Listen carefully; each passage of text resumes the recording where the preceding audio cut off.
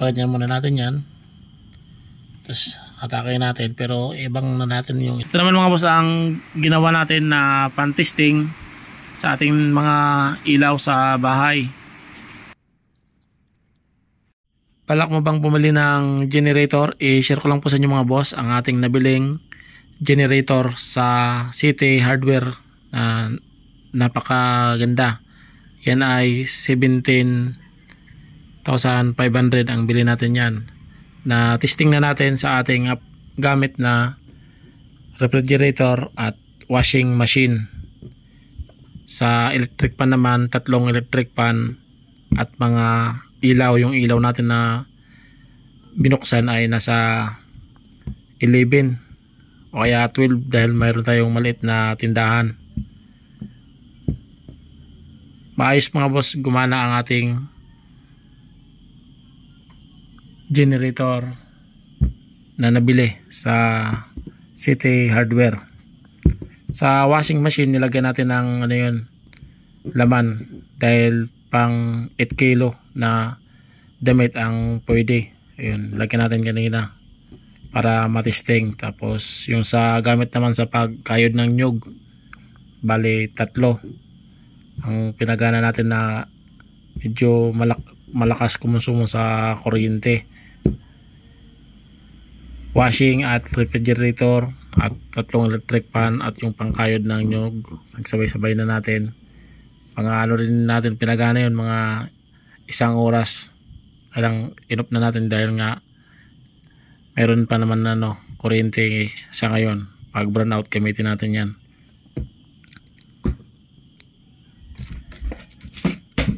Bali kung gagamit tayo ng mas maganda kung gagamit tayo ng generator kapag magwa-washing. Ito lang muna ang gamitin natin na sa washing lang at sa mga ilaw. Wag muna natin na lang sabay yung refrigerator at kung ano pang gamit, kasi para hindi mapuwersa ang ating generator. Pero pwede naman siya, kaya lang kumbaga para naman hindi mapuwersa nga, wag lang natin pagsabayin. Kasi ang washing machine talaga hindi ko pinapagana yung ibang appliances kapag nagwa-washing dahil nga malakas sa kuryente, lalo na kung marami ang yung labahin. Mas maganda kapag mag-washing, i-off lang muna yung ibang gamit, maliban na lang sa ilaw, kasi kung sa gabi ka mag-washing. Tapos yung electric pan, off mo na rin muna habang gumagana yung washing. Pero sa ating naman nabiling generator ay gumagana naman yan, na pagsabay naman natin yan, washing, refrigerator, electric pan at yung sa pangkayod ng nyug.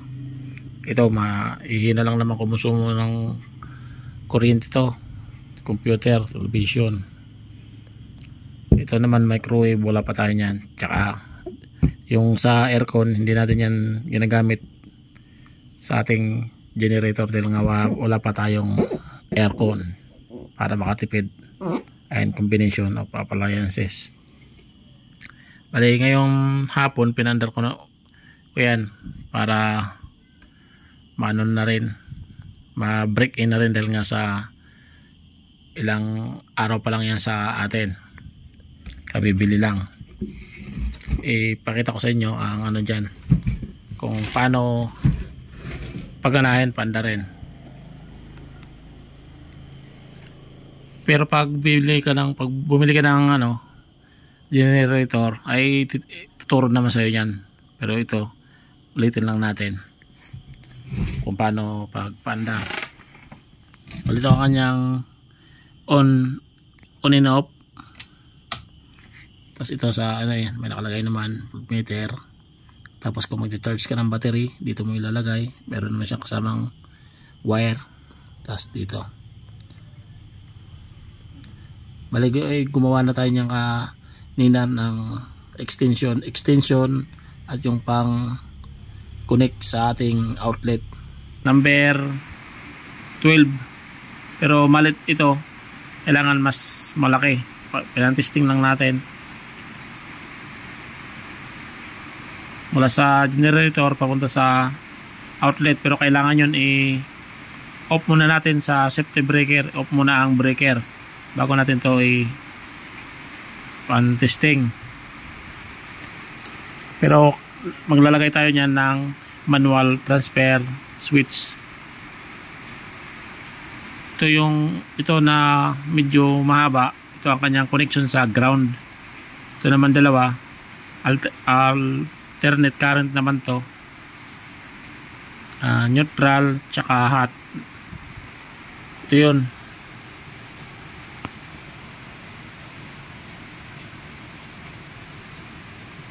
Ayan. Bale, ito lang ang papaganahin mo. Ito, wala na itong connection kasi ang connection talaga nito para ito sa ground. Ito sa ano naman, sa ating extension kung sakaling magagamit tayo ng generator na tapos extension. Ayan, ginawa natin yan. Ito lang ang connection din yan, yung dalawa. Ito, ground na ito. Ibakanta na natin yan. Dahil sa ano lang naman tayo, extension.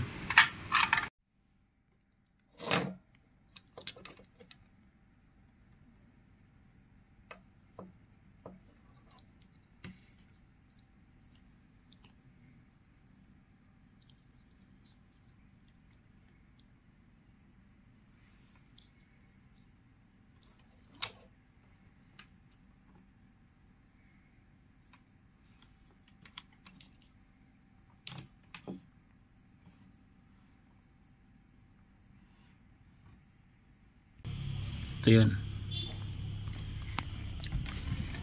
Hindi pa natin na testing ang ating pressure washer at yung iba pang gamit.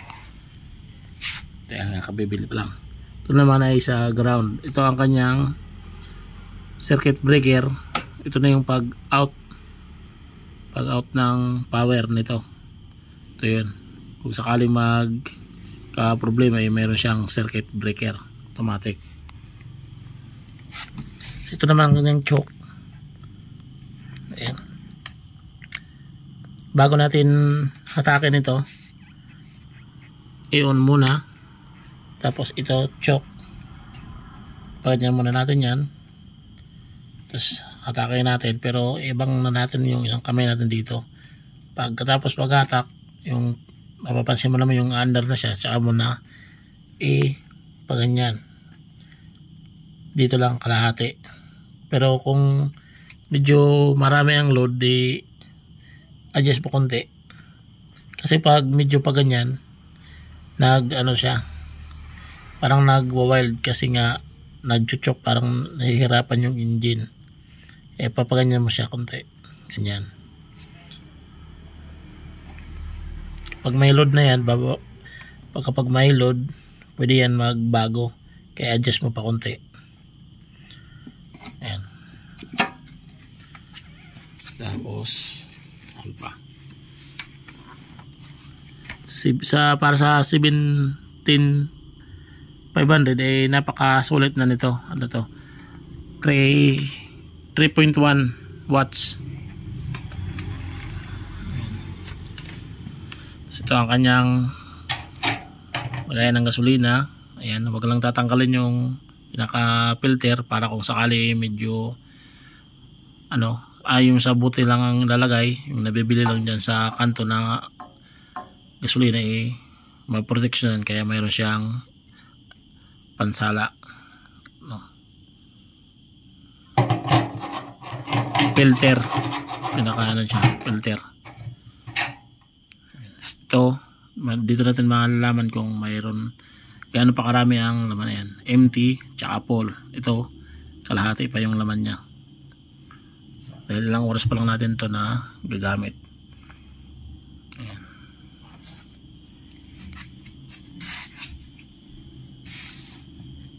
Ito sa nakalagay dito, halos lahat alam naman to. Fuel tank, ang laman nya ay 14 liters.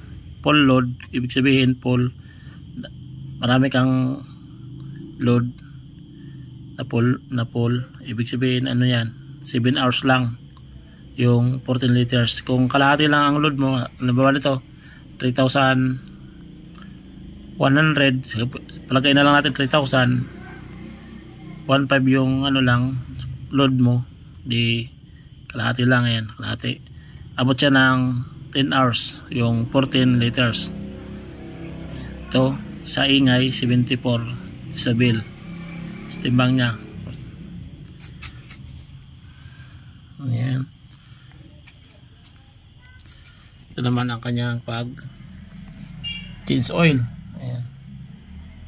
Dito mo ilalagay yung oil, tapos kung i-change oil dito, ito naman ang kanyang oil sa pag, dapat pag sukat mo ganyan, yun, para malaman kung may oil. Ayan, tingnan natin. Ayan, kalahati kasi ayun nakalagay ayun sa ano niya, manual, sa kalahati yung oil, kalahati dito sa stick, pero dun sa ano yan, sa loob sakto yun. Ayun, kita mo naman yung oil. C40 ang ano yan, oil, Petron yung nilagay. Yan, saktong pihit lang, huwag natin gaano higpitan, kasi kapag maluwag naman yan makikita mo naman dito, maglilik naman yan. Mahirap din kasi pag na ano yan, nasobrahan sa higpit, baka hindi na tayo makahanap ng pamalit niyan. Ito naman kanyang gasolina, pag ganito pababa naka-off, pag pinaandar mo na yan, tsaka mo na iangat ito para maiwasan mag overflow habang binibira. I-off mo lang muna yan. Kapag umandar na, tsaka mo na buksan. Pero kung hindi umandar, baka naman wala na yung laman na carburetor, wala na yung laman yung carburetor, buksan mo na lang din. Pero ito, ang ginagawa ko naka-off lang muna, pag start tsaka ko na ito iangat, ay bubuksan, i-open. Para sa 17,500, para sa akin ay napaka sulit na nito. Magagamit na ang ating appliances kapag brand out.